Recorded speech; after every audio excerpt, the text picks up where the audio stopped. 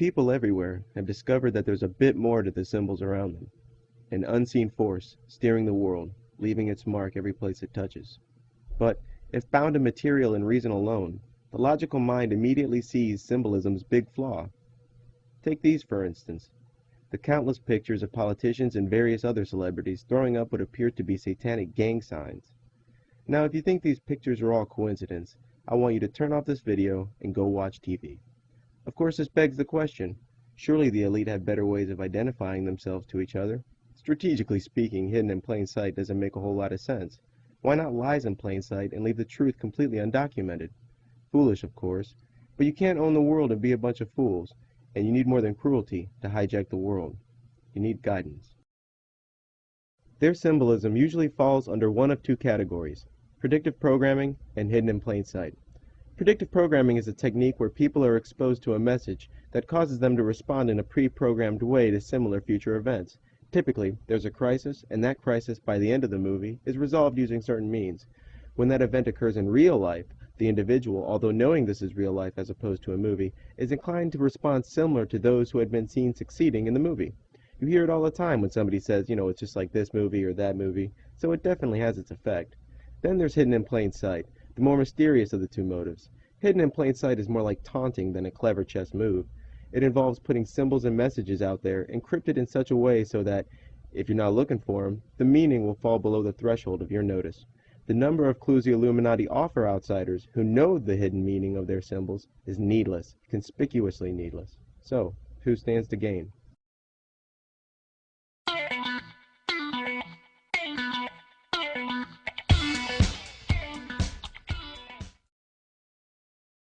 Happy Feet is basically a retarded kids movie where a bunch of penguins seize upon every excuse possible to start dancing. First they dance, then they alienate the star of the movie, then they dance, then they find out their fish is disappearing, more dancing, then they find out the evil humans are destroying their environment, throw in some dancing, then they rebuild the Tower of Babel while dancing. And then the evil humans find out about the starving penguins and what they're doing to the environment. So what's the problem? Well, among other things, we are messing with their food chain. And we have got to do something about it. We suggest a ban on all marine harvesting.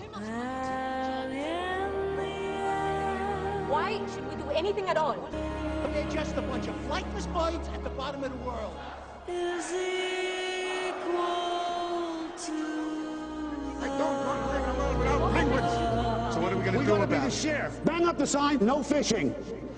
UN gets involved. Meanwhile, in Penguin Land, more dancing, and alas, fish aplenty. So when the little slave larva is faced with a crisis, such as an environmental one, the first thing they'll think of is, this is a job for world government. I've seen it work before. Somewhere. In Independence Day, you have an unsuspecting population, a hostile alien invasion, and a military that can't seem to fight back. The entire human population is in disarray. It's finally decided that humanity's response must be unified and coordinated.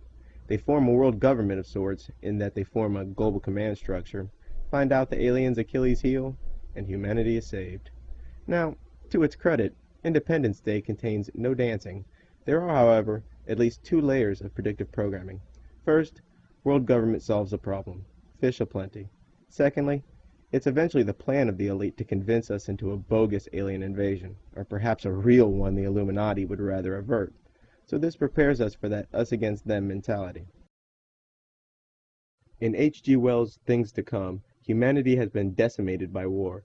Industry was thought to have ground to a halt, diseases everywhere, most if not all major cities lay in ruin.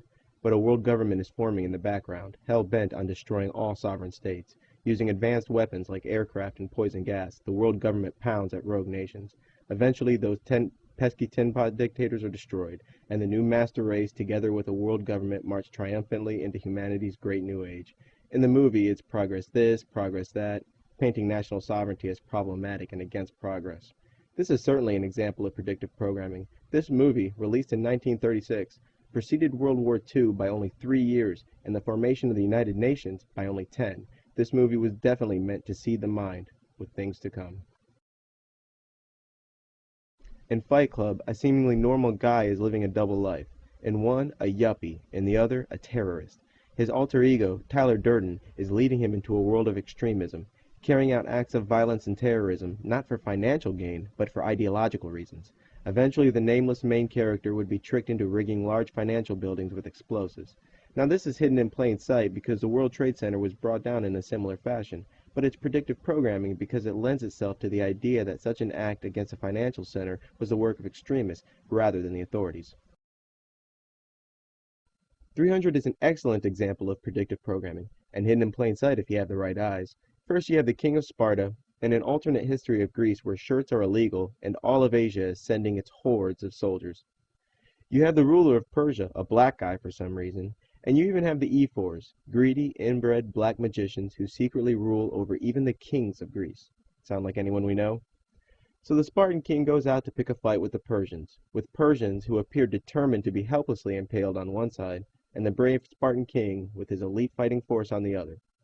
Like heat-seeking missiles, wave after wave of Persians clamor desperately to be in the path of the sharpest sword possible. But alas, the Spartan king is defeated.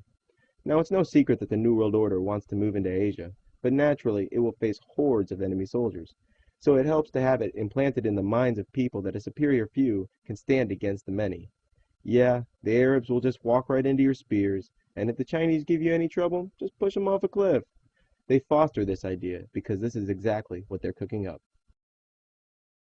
John Carpenter's They Live starts off with Roddy Piper emerging from train tracks or a train station. If you've seen my first documentary, Hollywood Insider's Fallen Angels, you'll know that trains are symbolic for interdimensional travel.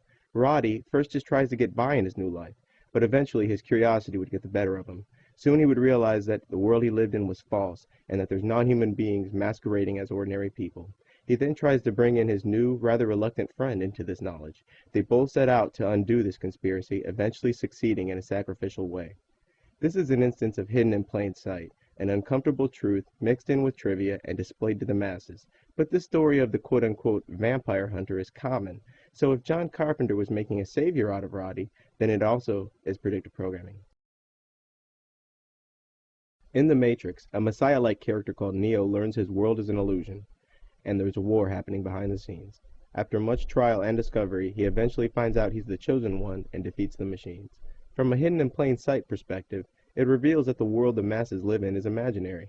From a predictive programming point of view, it propagates the savior angle, the chosen one who will save humanity and undo the conspiracy. Demolition Man features Sylvester Stallone, who is unfrozen after decades in ice. He comes to find a world full of squares, ruled by a man who sabotages his own city in order to seize more control of it. Stallone, by the end, kills the guy and ends his tyranny. Demolition Man has it all. Retina scans, chips that control both buying and selling and can locate you anywhere, a strict police state where even reproduction is regulated, a leader that doubles as a religious leader who not only oversees secular but moral affairs as well, and even the inclusion of false flag terror, as the leader releases criminals to terrorize the city. From a hidden in plain sight perspective, it's a no-brainer, no symbology, only the literal future. From a predictive programming perspective, it reinforces this savior concept who will come and undo the conspiracy. The Man Who Would Be King is the Illuminati's favorite story, hands down. It tells the story of two Englishmen who go off to a distant primitive country intending on returning with loads of gold. When they arrive, they are mistaken for divine beings, rule, and eventually revealed to be only human and are punished.